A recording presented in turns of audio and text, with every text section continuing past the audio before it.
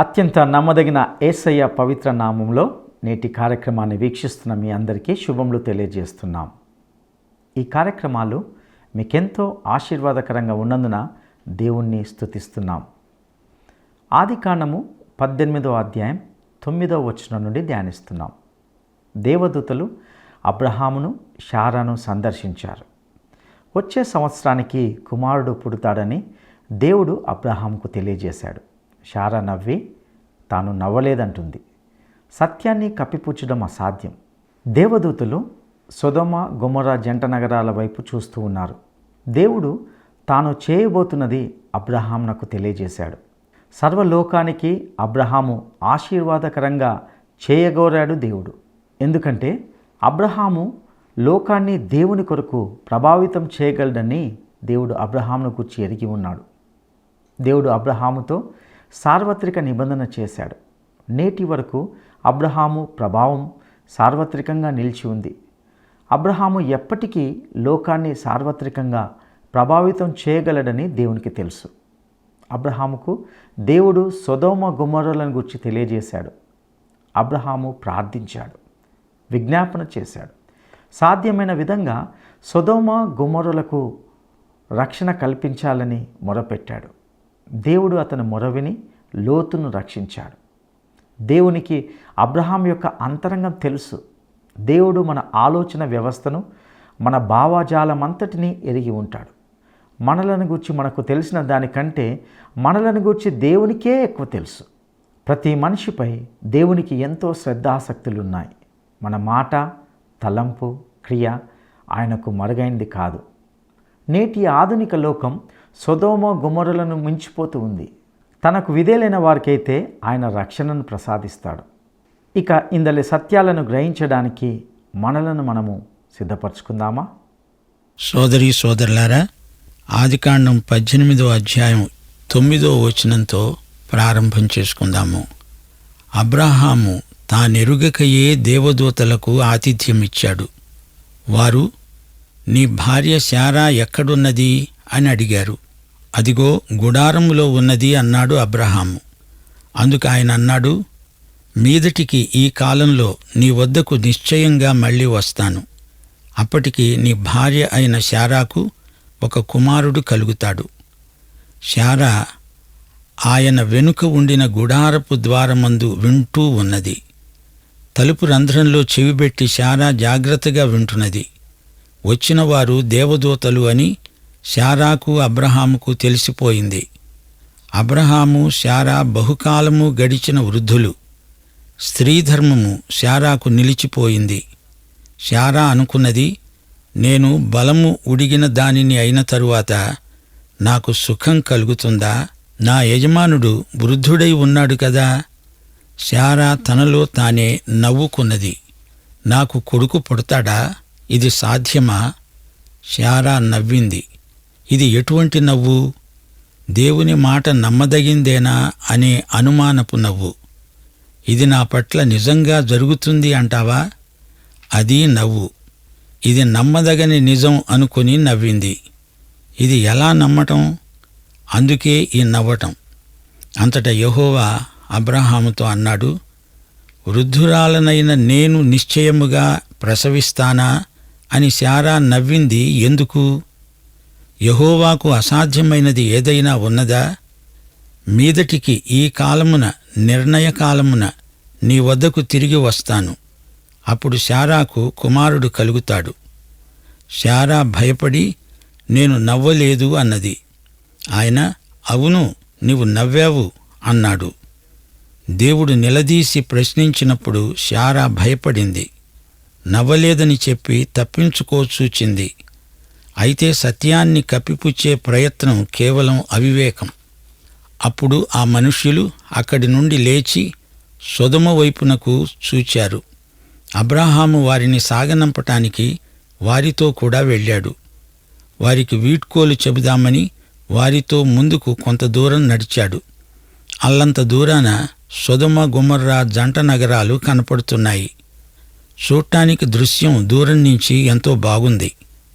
అప్పుడు యెహోవా అనుకున్నాడు, నేను చెయ్యబోయే పని అబ్రహాముకు దాచుతానా? అబ్రాహాము నిశ్చయముగా బలము గల గొప్ప జనమవుతాడు. అతని మూలముగా భూమిలోని సమస్త జనములు ఆశీర్వదించబడతాయి.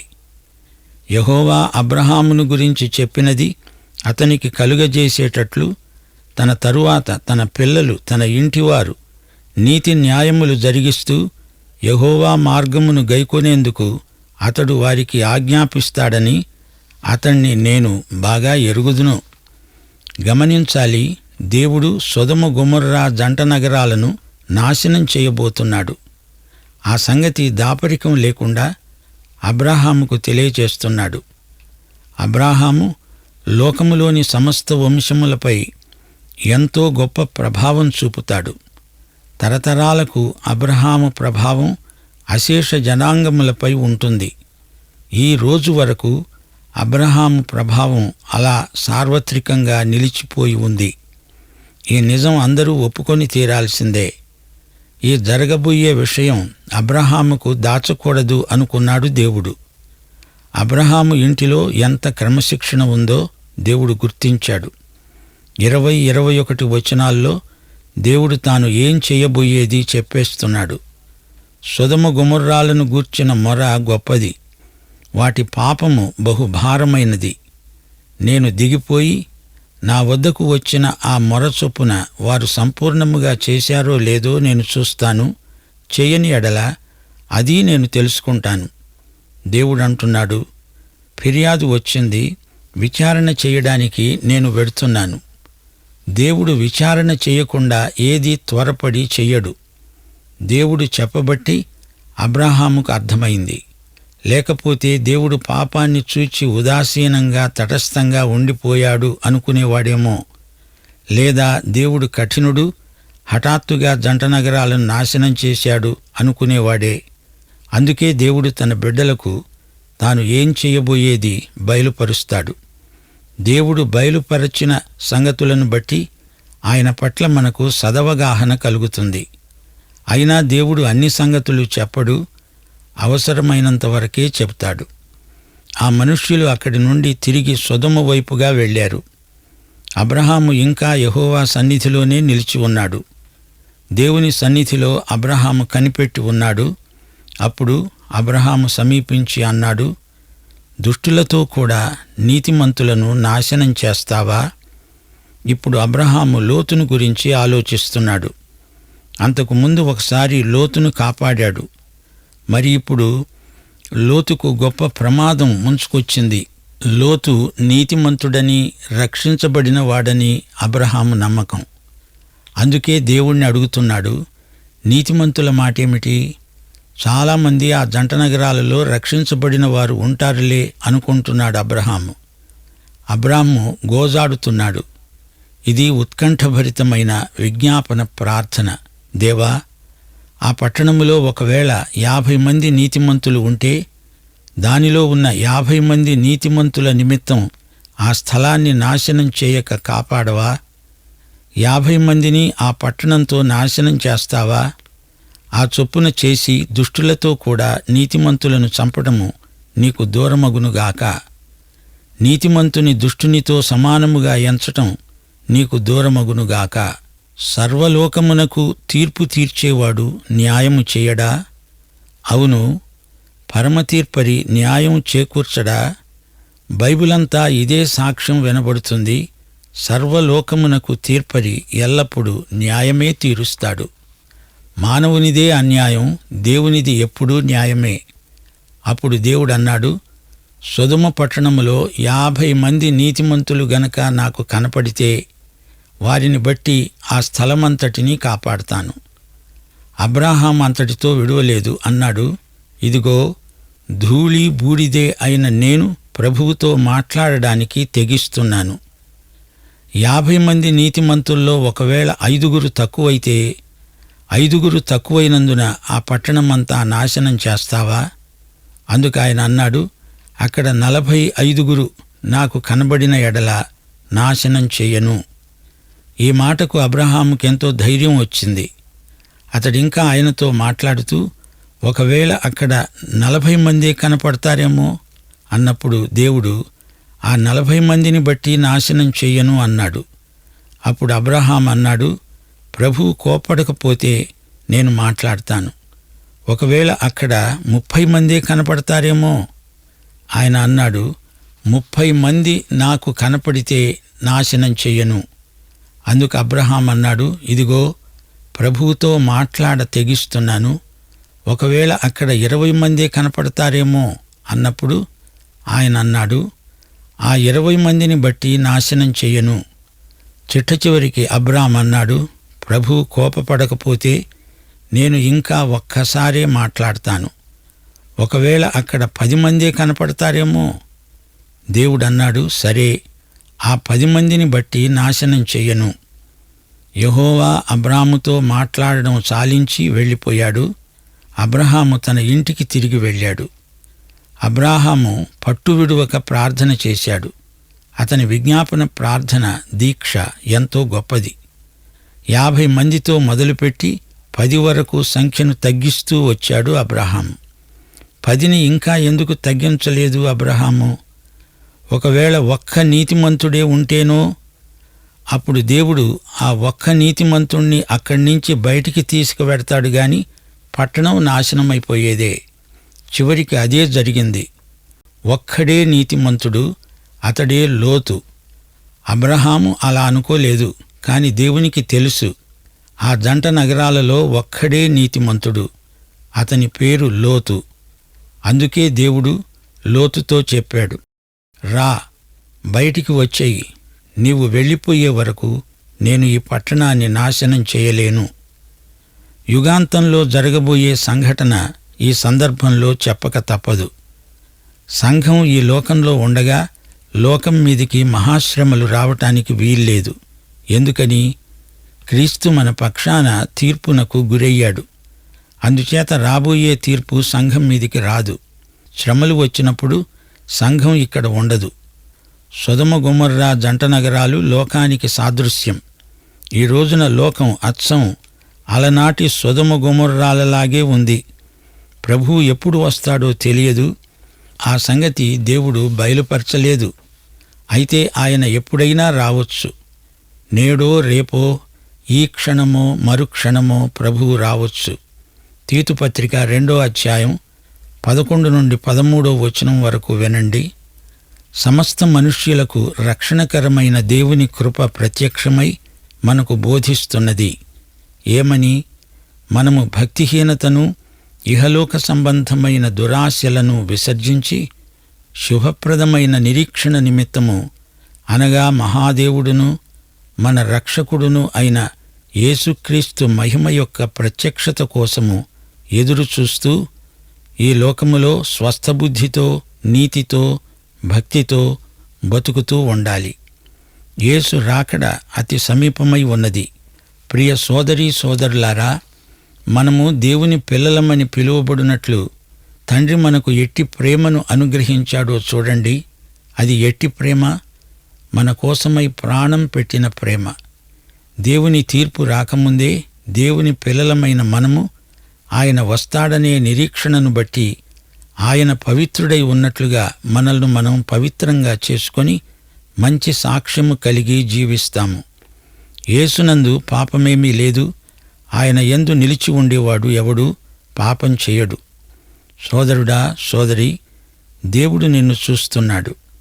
మన భావజీవితాన్ని కూడా ఆయన తేటగా చూడగలడు. దావీదు కీర్తన 139 మొదటి నుండి 4వ వచనం వరకు. భక్తుడు ప్రార్థన చేస్తూ ఇలా అంటున్నాడు, ఓ దేవా, నీవు నన్ను పరిశోధించి తెలుసుకుని ఉన్నావు. నేను కూర్చోవడం, లేవటం నీకు తెలుసు. నేను తలంచక మునిపే నా మనసు నీకు తెలుసు. నా నడక, నా పడక అంతా నీవు పరిశీలన చేసి ఉన్నావు. నా చర్యలన్నీ నీకు తెలుసు. నా మాట నా నాలుకకు రాకమునిపై అది నీకు పూర్తిగా తెలుసు. యేసు ప్రభు కొండమీది ప్రసంగంలో అన్నాడు, మీ తలమీది వెండ్రుకలు ఎన్నో, ఆ లెక్క మీ తండ్రికి తెలుసు. మరో విషయం మీ దృష్టికి తేగోరతాను. నన్ను గురించి నాకు తెలిసిన దానికంటే దేవునికి ఎక్కువ తెలుసు. ప్రతి వ్యక్తి విషయం దేవునికి ఎంతో శ్రద్ధాసక్తులున్నాయి. మన మాట, తలంపు, క్రియ ఏదీ ఆయనకు మరుగైనది కాదు. సొదొమ గొమొర్రాలను ఆధునిక లోకము తలదన్నిపోతోంది. దేవుని శిక్ష రాబోతోంది, జాగ్రత్త. మత్తయి శుభవార్త 7వ అధ్యాయం 21వ వచనంలో ప్రభువు హితోపదేశం గమనించండి. ప్రభు అని నన్ను పిలిచినంత మాత్రాన ఎవడూ పరలోక రాజ్యంలో ప్రవేశింపడు గాని పరలోకమందున్న నా తండ్రి చిత్తము ప్రకారము చేసేవాడే ప్రవేశిస్తాడు. మత్తయి శుభవార్త 19వ అధ్యాయం 17వ వచనంలో ప్రభువు ఒక యువకునికి చేసిన హెచ్చరిక మనము ఎన్నడూ మరువరానిది. నీవు జీవములో ప్రవేశింపగోరిన ఎడల ఆజ్ఞలను గైకొనవలసిందే. హెబ్రీ పత్రిక 5వ అధ్యాయం 9వ వచనంలో చెప్పబడినట్లు తనకు విధేయులైన వారికందరికీ యేసు నిత్య రక్షణకు కారకుడు గనుక వెంటనే యేసు ప్రభువు మాటను శిరసావహించి ఆయనను స్వకీయ రక్షకుడుగా అంగీకరించడమే ఏకైక మార్గం. ఇప్పుడు మనం ఆదికాండం 19వ అధ్యాయంలోకి ప్రవేశించబోతున్నాము. ఈ అధ్యాయంలో దేవదూతలు లోతును సందర్శిస్తారు. సొదొమ గొమొర్రాలు ధ్వంసమైపోతాయి. 18వ అధ్యాయంలో దేవునితో సహవాసం ఉంది. 19వ అధ్యాయంలో భయానకమైన చిత్తరువు కనిపిస్తున్నది. అబ్రహాము హెబ్రోనులో మమ్రే మైదానములో ఉన్నాడు. ఇక్కడ సొదొమలో అబ్రహాము సోదరుని కొడుకు లోతు కాపురమున్నాడు. లోతు తన భార్యతో 2 కుమార్తెలతో సోయరును వదిలిపెట్టి వెళ్ళిపోయాడు. సొదొమ గొమొర్రాలను దేవుడు నాశనం చేశాడు. లోతు భార్య ఉప్పు స్తంభంగా మారిపోయింది. ఆ తరువాత లోతు అజాగ్రత్తగా ప్రవర్తించి భయంకరమైన పాపంలో పడిపోయాడు. లోతు జీవితం ఆధ్యాత్మికంగా అడుగంటిపోయింది. లోతు నీతిమంతుడే. 2 పేతురు 2వ అధ్యాయం 8వ వచనంలో లోతును గురించి ఒక మాట చెప్పబడింది. దేవుడు సొదొమ గొమొర్రా అనే పట్టణాలను భస్మం చేసి ముందుకు భక్తిహీనులకు వారికి దృష్టాంతముగా ఉండడానికి వాటికి నాశనము విధించి దుర్మార్గుల కామవికారయుక్తమైన నడవడి చేత బహు బాధపడిన నీతిమంతుడైన లోతును తప్పించాడు. ఆ నీతిమంతుడు వారి మధ్య కాపురముండి తాను చూచిన వాటిని బట్టి విన్నవాటిని బట్టి వారి అక్రమమైన క్రియల విషయములో దినదినము నీతిగల తన మనస్సును నొప్పించుకుంటూ వచ్చాడు. లోతు సొదొమలో కాపురమున్నాడు. అతని ప్రాణానికి ఆత్మకు అక్కడ ఎన్నడూ సంతోషం లేదు. అతడు సొదొమకు రావటంతోటే అతనికి దుర్దినాలు మొదలైనవి. అక్కడ అంతా కోల్పోయాడు. ఈ రోజున రక్షింపబడిన వ్యక్తులెందరో లోతులాగే ఆధ్యాత్మికంగా దివాలా తీసిన వారున్నారు. వేషధారణ సగటు క్రైస్తవుని జీవితంలో చోటు చేసుకుంటున్నది గనుక జాగ్రత్త. ముగింపులో ఈ పాఠంలోని ముఖ్యాంశాలు మీ దృష్టికి తెస్తాను. 1. అబ్రాము నవ్వాడు. ఇది ఆశ్చర్యంతో కూడిన నవ్వు. 2. శారా నవ్వింది. ఇది అనుమానంతో కూడిన నవ్వు. 3. దేవుడు తన బిడ్డలకు తన చిత్తం బయలుపరుస్తాడు, ఏమీ దాచడు. 4. సొదొమ గొమొర్రాలు నాశనమయ్యాయి. నీతిమంతులు కనీసం 10 మంది ఉన్నా ఆ పట్టణం నాశనం అయ్యేది కాదు. 5. లోతు అన్ని సంవత్సరాలు అక్కడ ఉన్నాడే, కనీసం 10 ఆత్మలనైనా సంపాదించలేకపోయాడు. సిగ్గు సిగ్గు. 6. లోతు రక్షించబడిన వాడే కాని అంతా కోల్పోయాడు. అతని సహవాసం పరిసరాలు మంచివి కావు. 7. సంఘం ఎత్తబడితేనే కాని భూమి మీదికి భయంకరమైన శ్రమలు రావు. ఈ పాఠం దేవుడు మన ఆత్మల నిమిత్తమై ఆశీర్వదించునుగాక. ప్రార్థన. కృపాభరితుడైన మా తండ్రి, నీకు మా హృదయపూర్వకమైన కృతజ్ఞతాస్తుతులు. ఈ రోజున మేము ఎన్నెన్నో సత్యాలు మీ పాదాల చెంత నేర్చుకున్నాము. నీవు చెప్పిన మాటకు విధేయులమైతే మా ఆత్మలకు ఎంతో క్షేమము, భద్రత.